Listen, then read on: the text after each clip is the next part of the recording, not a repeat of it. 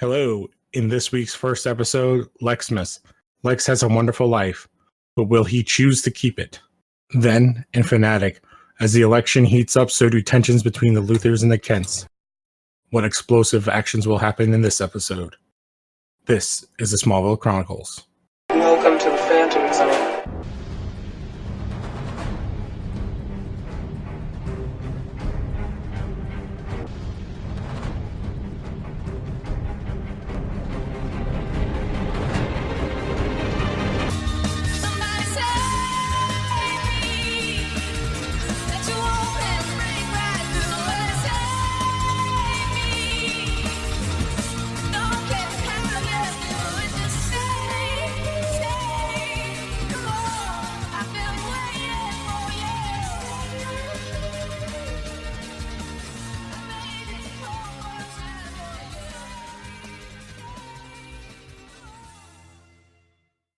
Hello and welcome back. I'm Lou Gonzalez, joined as always by Alan Muir.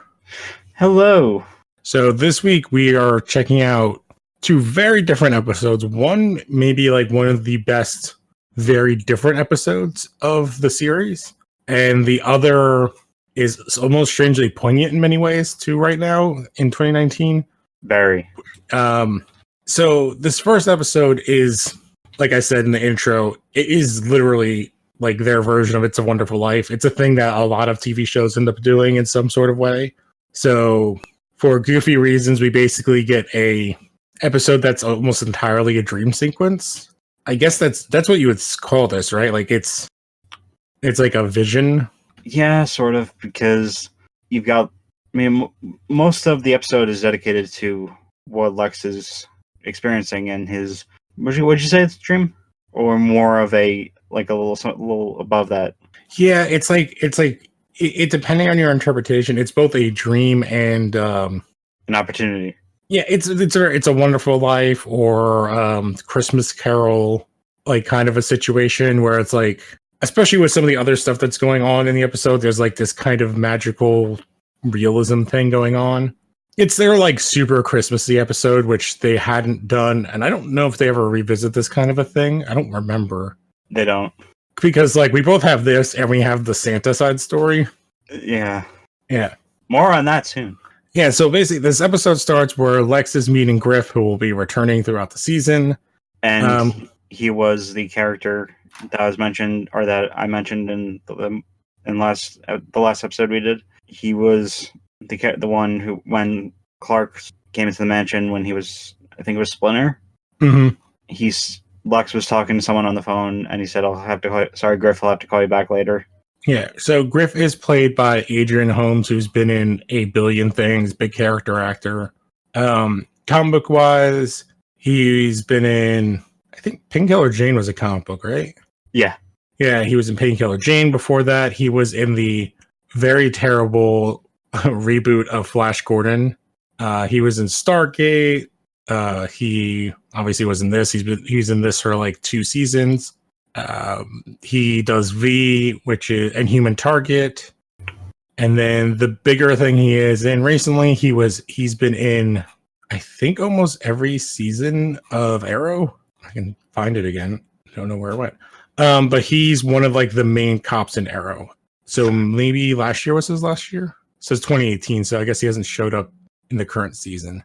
But yeah, I wouldn't be surprised. Well, wait, that can't be, because I would think it was Arrow season 2 or 3 where every cop gets killed. Like they literally have to call it like.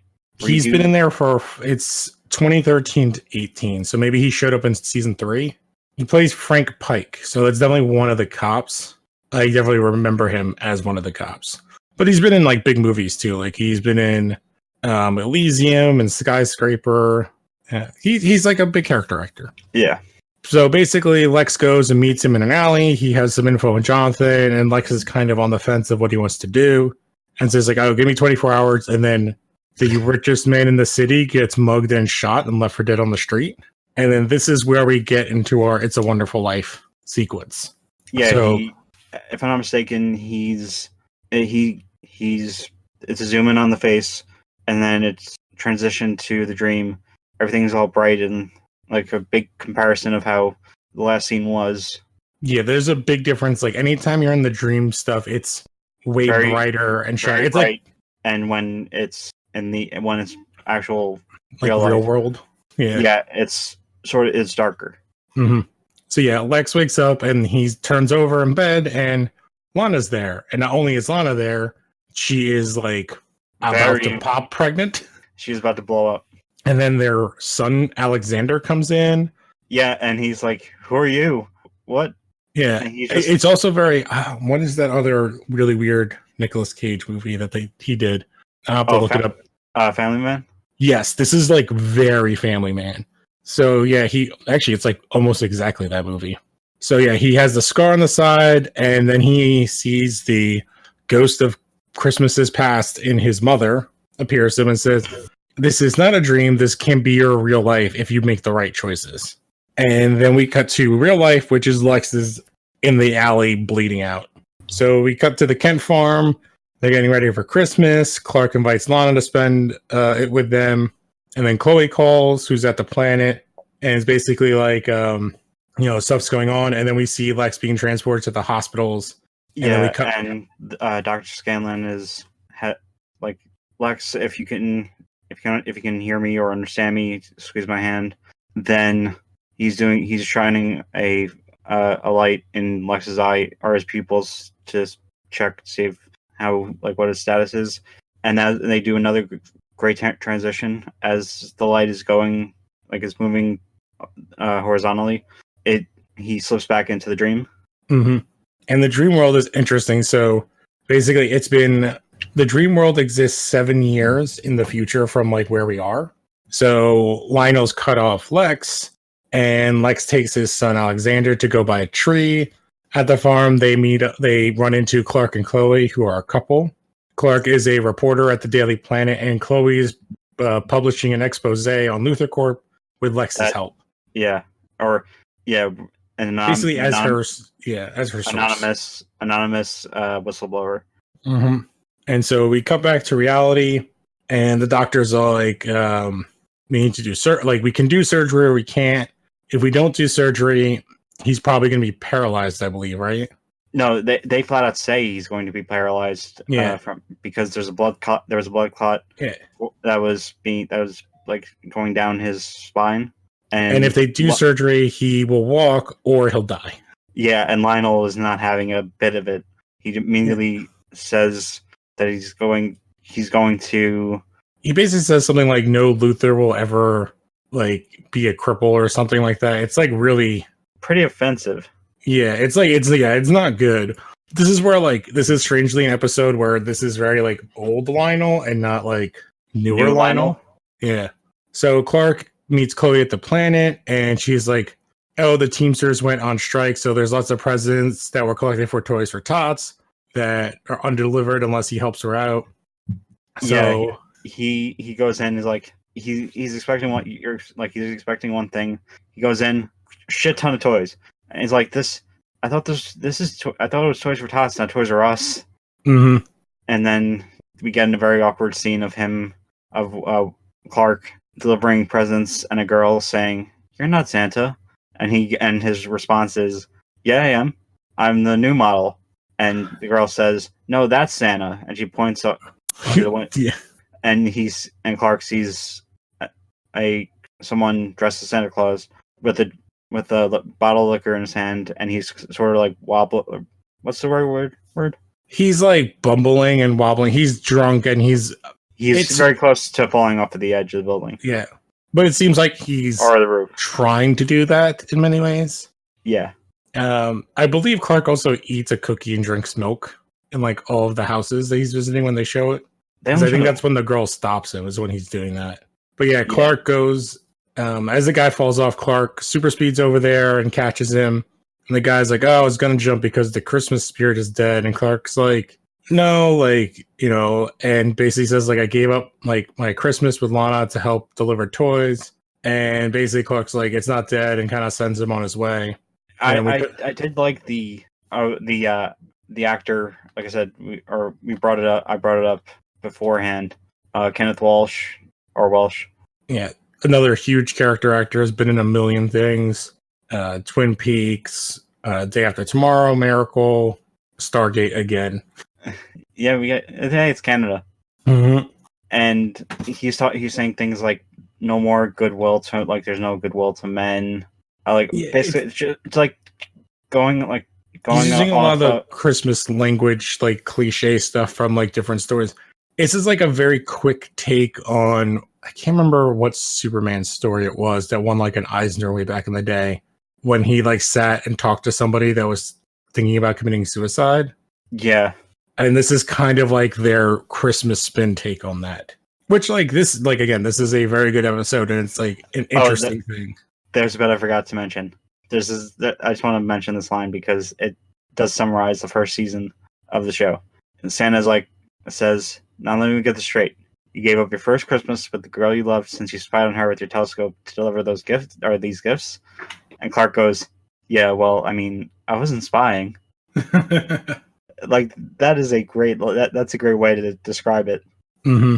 So from here, we cut back to the hospital, and basically, again, they're telling Lionel, if they do the surgery, like, he's most likely going to be paralyzed and stressed out if they don't do it, but he's not stable enough to do it or transfer.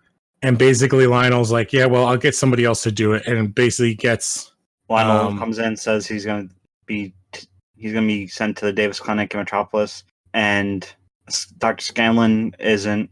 He's very much opposed to the whole thing, and the whole Davis Clinic thing will sort of bleeds into the alternate reality that Lex is dreaming of. Mm-hmm. Which we cut to right after this. So Lex and Lana go to the Kent's house and basically are greeted by Jonathan Kent, who's now a senator, who's like in a like bowler ass suit and glasses. Yeah, I was like, is that really John Schneider? Yeah, he's like looking like super fancy, which is interesting that they did that. And he basically is like, says to Lex, like, "You're the best person, best man I've ever known." And he's giving Lex the humanitarian award. Yeah, and he mentions that ever since he forfeit the race 7 years ago, which I noticed that the 7 years will show up again in Smallville, or at the end of the series, as the final scene is 7 years in the future. Mm-hmm. Well, it's like it's enough time for like a lot of things to change, but not like crazy. Yeah, and you wouldn't necessarily like age up everybody as much. But yeah, basically, like Jonathan basically tells Lex, like, "Yeah, like I thought you were like this one thing, and you had a chance to go one way, but when you after you got shot and gave up the race, you became like the man I always thought you could have been, but wouldn't choose to be." And so like Lex is actually like kind of like, "Oh, this is awesome." And then he sees his mom's spirit outside and goes and talks to her, and he's just like, "I've never been this happy. I didn't know like I could have all this." And she's just like, "Yeah, if you make the right choices, all this is yours."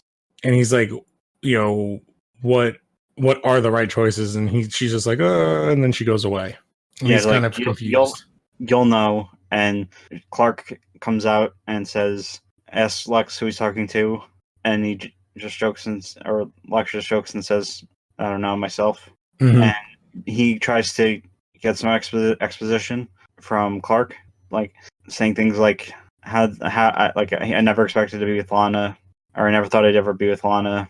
I mean, how did this happen? I mean, and he said he sort of stuck in, or a little bit sort of stuck in the time like where he was in the beginning of the episode, like in the present. Mm-hmm. Like, how do you know how this happened? Because I know you loved her, and Clark just says that they had problems. And he basically says like, "The Lex became the man that like she could fall in love with, and he couldn't, and that everything's kind of amicable between everybody." Yeah, and like Clark says, "I'm really glad that we were able to remain friends despite all of this." Mm-hmm. And basically, as this is like ending, Martha comes in and says Lana's gone into labor, so they go to the hospital. Lana delivers a baby girl, and then she starts to lose blood, and she needs like a surgery or something. And Lex goes to the mansion and basically is like, "Lionel, please help me save my wife." And Lionel's like, "No, you betrayed me, so fuck you. I don't have a son." Yeah. No, the exact line was, "This is the mother of your grandchildren." And he says, he just replies with, "That can't be. I don't have a son. That means I don't have grandchildren." It's like, man, you It's like, asshole. yeah, it's like, but again, like, I don't know. I have like my interpretation of this is like this is A bridge that Lex's. was Lex's. This is like Lex's Lex, version of everybody. yeah, because his version of Clark is regular person. Yeah, and he's like so pure. Like Yeah. everybody's like a distilled version of themselves. So Lionel's like as bad as he's being in the real world, which we'll get to, like he is like that's all he is in this. So yeah, Lex goes back. They see says the betrayal was dropping out of the Senate race. And basically when he goes back, Lana dies and Lillian appears again, and Lex is like, I don't want this reality because everyone I've ever loved has died. And from here we cut back to the Santa Claus guy appears at the Daily Planet, offers to help with the gifts, but the gifts because Clark was willing to give up his Christmas. And Chloe's like, yeah, sure. And then all the presents are gone. And so they're like, oh crap, was that actually Santa? So basically then they go to the Christmas party together, and Clark and Lana get to spend their first Christmas together as it starts to snow.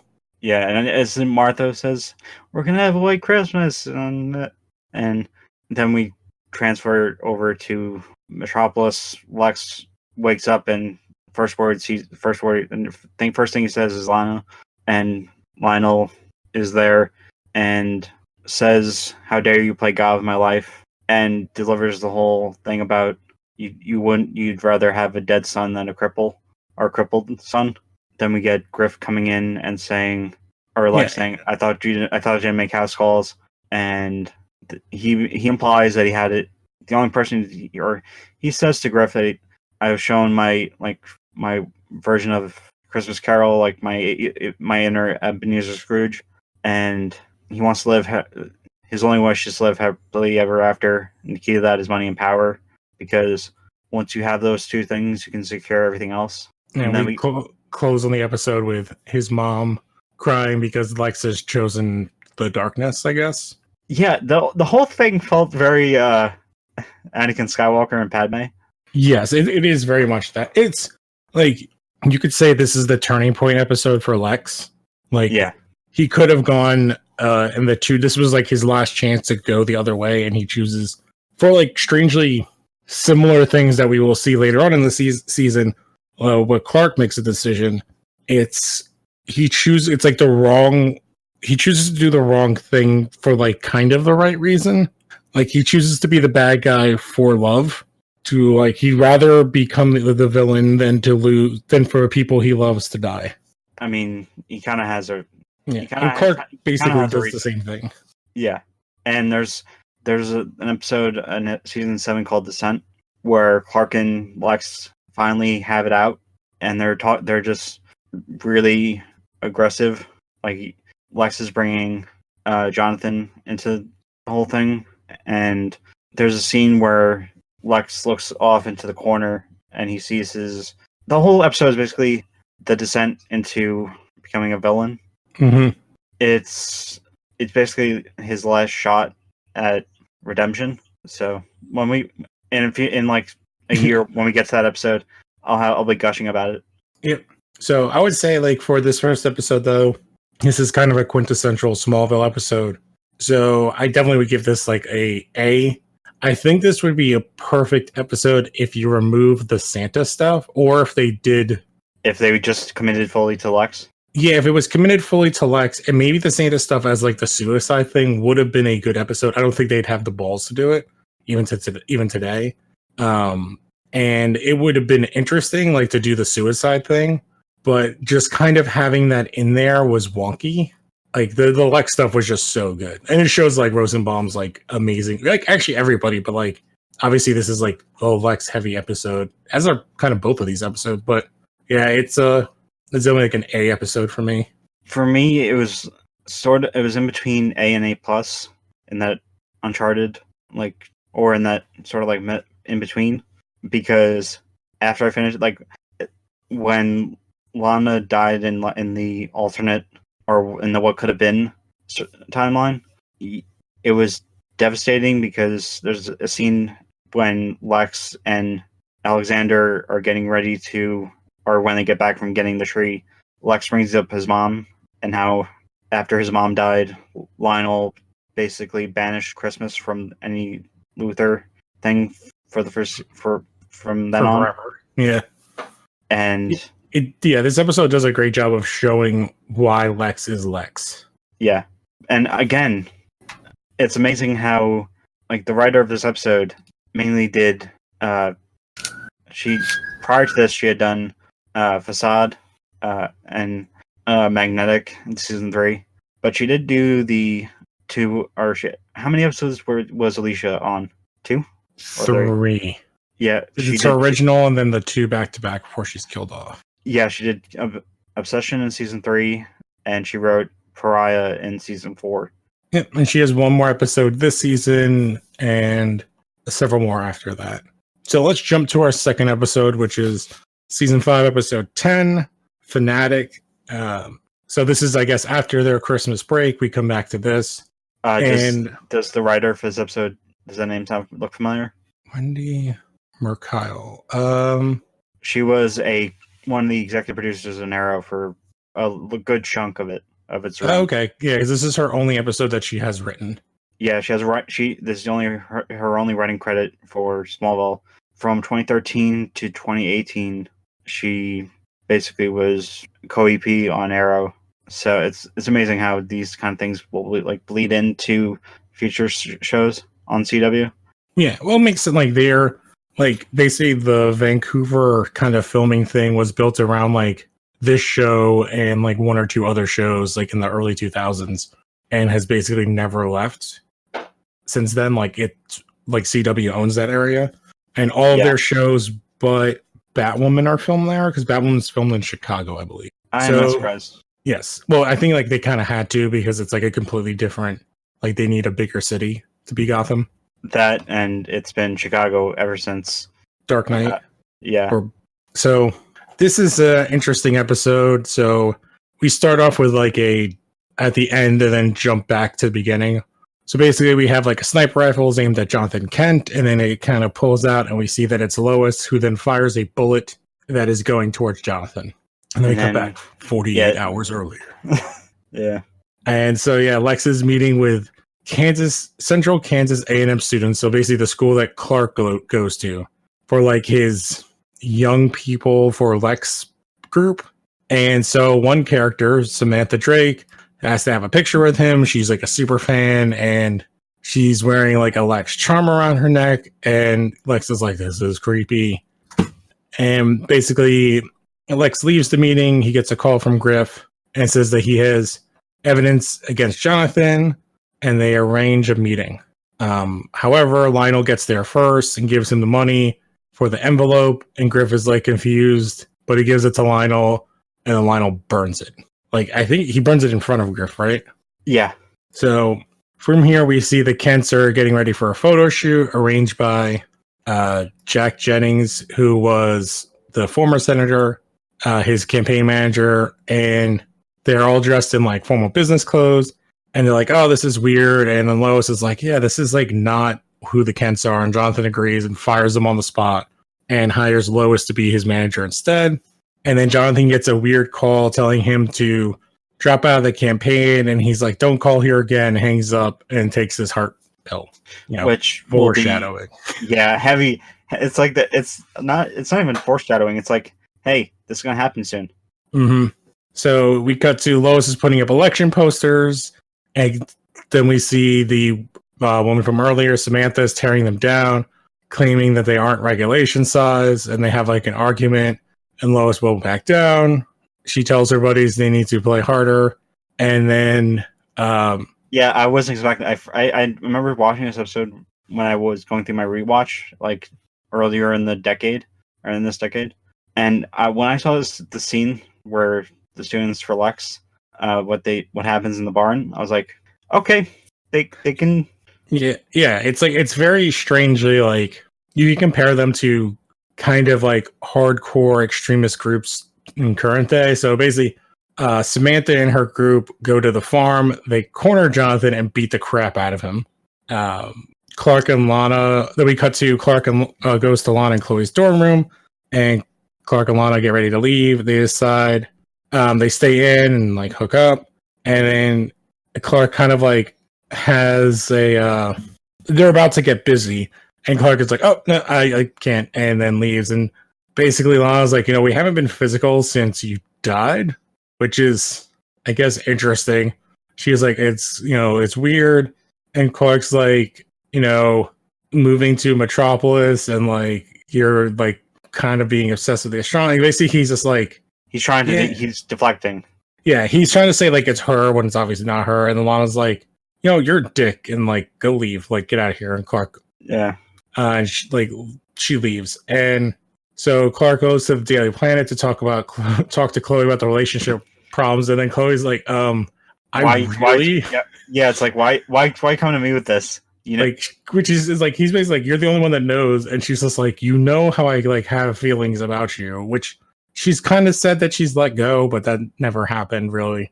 And basically is like, like I haven't tried to with Lana, which kind of they're hinting at I can't remember the story, but like it's like a joke for forever that like from Mallrats.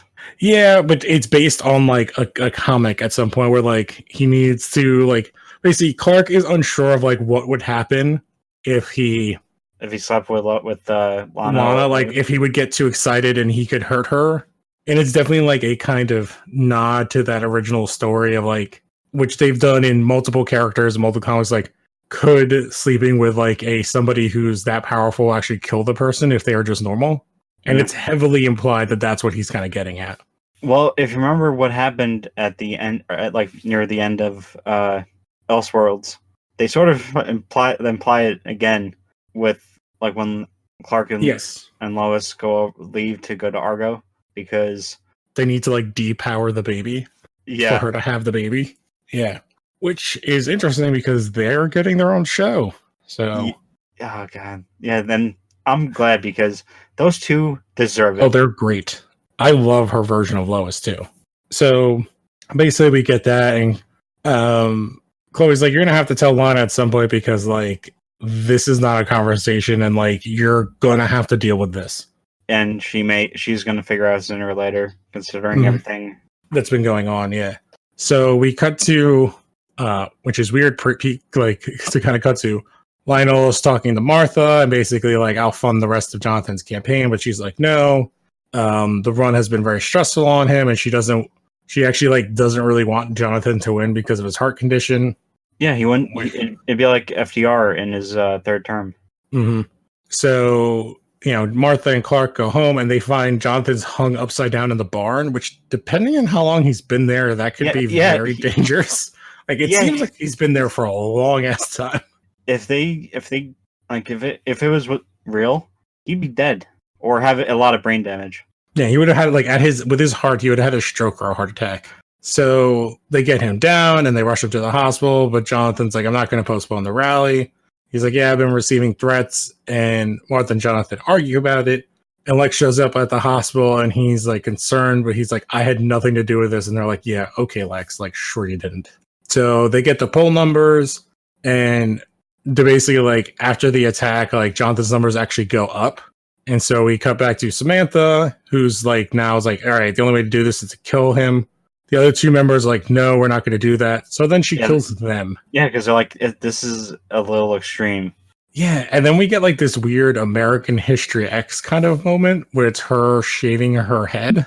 It's more like the Eminem Stan music video, where it is perfect that it's with the Eminem one, and it's Stan, and with this it's Sam.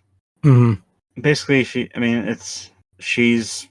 putting Lex up on a pedestal and worshiping him. Yes. And it's weird. Like everything is like she loves him in like a weird stalkery way. Obviously the name of the episode is Fanatic, but she also wants to be Lex, which is why she like shaves her head. It's like this weird, like she's like deifying Lex in this weird way. Yeah. So we go to Clark and Chloe. They trace the phone call.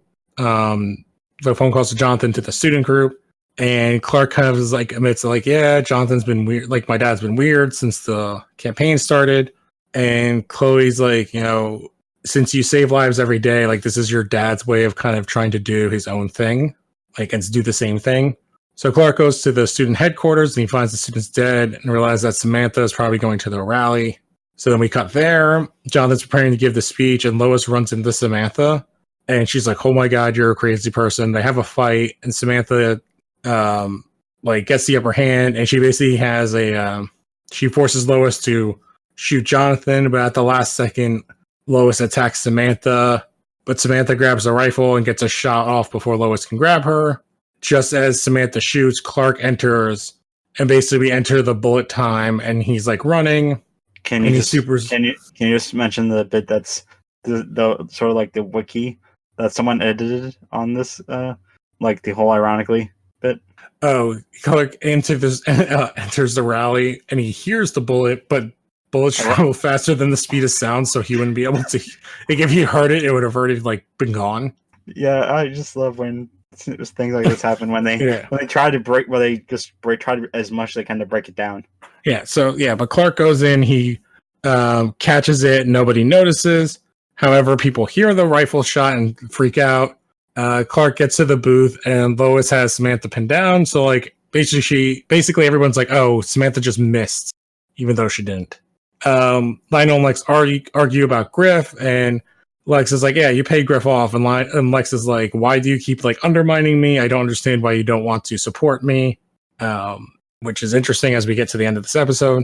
So Clark and Lana have their meeting in the barn, and basically they're talking about how they want to slow down their relationship, and Lana's like, you're not totally wrong. I've been studying the meteor showers. I don't think that they're random, and I think I saw a ship I bet there's a ship in the first meteor shower because I saw one in the second one. And I think it's been in Smallville this entire time. And Clark's like, oh shit. She's way further into this than he thought she was. Yeah. And so we're kind of left of, he's just which is one of the annoying things in the show is that it's kind of built into the fact that he takes so long to because he actually after Pete, he doesn't tell. Does he actually tell anybody else, or did they all just find out on their own? Because Chloe gets shown, Lana gets shown. Well, the next person to find out is obviously Vic. Yeah, but he doesn't tell anybody. They all just kind of assume. Well, they don't assume he's an alien, but they assume he has abilities. But he doesn't actually go all right, here's the truth. Because I don't even remember if at this point. No, at this point, Chloe knows that he's an alien. But he doesn't actually sit down and tell anybody. I don't even remember if he tells Lois or if she ends up finding out on her own as well. Lois finds out on her own, and then Clark decides to tell her. But he never actually does the thing and actually tells somebody the truth. They just kind of find out on their own. The next person to find, Lana finds out because during the wedding thing. Yeah. So we cut to the very end, and Lois is like, yep, Jonathan's finally ahead in the polls, but we're out of money. And then we go to Martha meets with Lionel and accepts his offer, and they meet in a car secretly. And that is where this episode leaves off, which there are massive ramifications. Yeah, throughout the season, and lots of foreshadowing here. So this episode, I always say, is if the last one was an A, this one's a B plus. It's still a good episode. Yep. And so our next pair of episodes to kind of go into. Was there anything else you want to talk about this one? It's a good episode. It's just I think most of the interesting stuff is the ramifications. There's a bit. There are certain continuity bits. Obviously the whole when Lana and Clark are talking, Lana mentions going to the ice rink. And I'm surprised that there's no. I know they don't shoot; they shoot out of order. But yeah. Pariah, Clark, and Alicia had their date at the ice rink, or season 3. Yeah, it's one of the things with these shows that run this many episodes. You're gonna have stuff like that, which is why all shows like this should be maybe 10, 15 episodes. Yeah, I would say 13 is a good number. That's what Black Lightning did last year, and I think they're doing this year. But most of those shows are much longer, which gets very plotting. Yeah, Batwoman, for example, just got it's getting. CW ordered 9 more episodes. Yeah, so it's gonna be 22, I believe. 23. Oh man. So, well, let's talk about the next pair. So we have episode 99, which is like huge kind of things into the second meteor shower and all that, and the Lex Lana Clark stuff. And then our second episode, which we've talked about several times this season, is episode 100. So, do you want me to set up the clips? Yes. Okay, so the first clip for Lockdown the one I chose doesn't really focus on the Lana and Lex stuff, more on the campaign, or Jonathan's senatorial campaign, and him, like, it deals with the financial situation that the Kents are in, and Jonathan decides to he decides to actually start doing things and not keeping things sentimental, and actually starts to pay Lois. Yes. And for Reckoning, I thank God that the WB promo was still on YouTube. So there really isn't much footage of the episode, but there is like with the episode promos I've been able to find from like the original ones that are very dated. Like last season, the Batman Begins extra, like the 2 hours. Yes. This time, a relic of the past from like 2006, which was Beauty and the Geek, a show that Ashton Kutcher created. It was a reality TV show where, like, the whole stereotype is that hot women don't like nerds, and this is like very it's sort of like basically a dating show for like nerds, quote unquote nerds, and it was too early for its time. Yep. So why don't we take a listen to them right now? A good neighbor, a man who knows the value of an honest day's work and the responsibility of a family. Jonathan Kent. What do you think? I think the flag might have been a bit much. Nothing says America like the stars and stripes. Except maybe the name Jonathan Kent.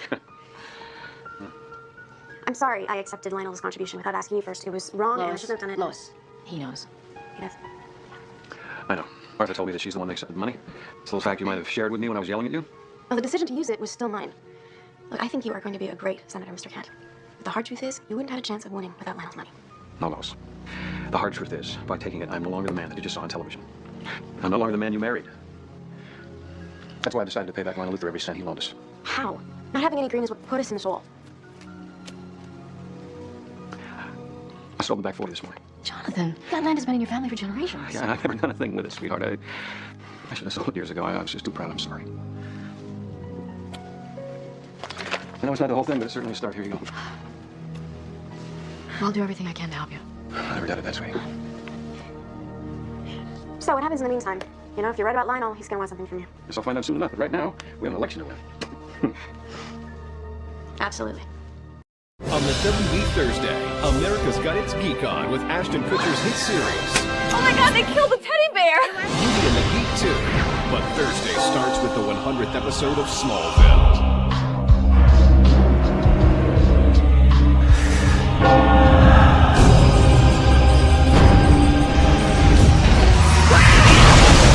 The 100th episode, Reckoning, Smallville. It all starts at 8/7 Central on the WB Thursday. All right. Well, can't wait to listen to those. It'll definitely be interesting to talk about 99 and 100. So don't forget to check out all the other shows on the network. You have the After Darks, you have the 3 a.m., you have the comic book show every Thursday. Everybody who does all the shows, all their stuff, don't forget. So you go rate, review, subscribe, tell a friend. And Al, are you still working? You're still working on your next step that you're doing for your new thing. How close are you to that coming out? Oh, it's actually already done. So we're actually launching in about like a month. So, or like December.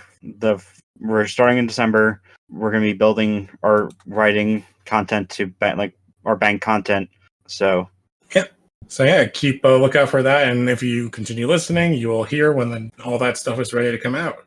Oh, so the VCU TV Players Club podcast. Keep focused on that feed as on. Hopefully by next week, there will be a special. That will be me, Josh Miller, and Grain Webb talking about sort of like a mission statement, a goal for what we're going to try to achieve. All right, awesome. So when I'll link you to the file or the anchor post when we do the next 2 episodes. Yep. So check out our social media stuff, and you'll get all that info.